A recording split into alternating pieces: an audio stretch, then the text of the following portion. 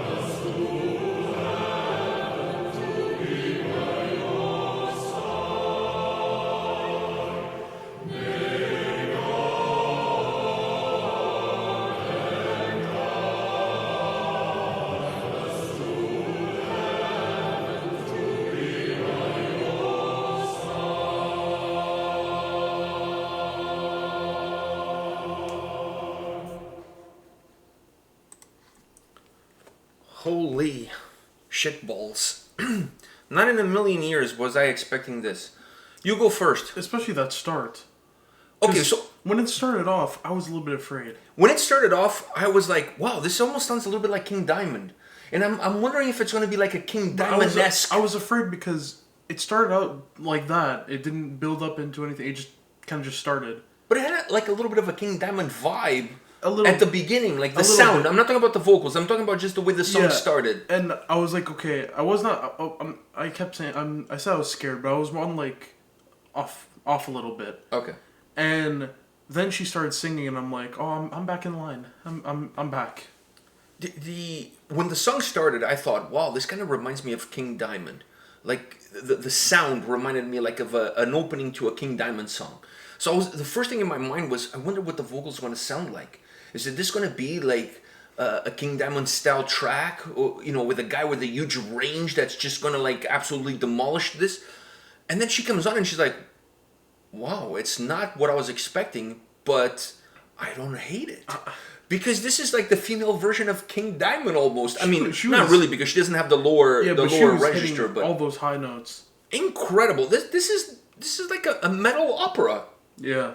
The whole song is a metal opera. I'm sure this is part of a concept album because there's a storytelling aspect to this track. So we're probably listening to one song that's part of a much bigger piece. Like you probably for this album you have to listen to the whole thing in order to get the whole storytelling aspect.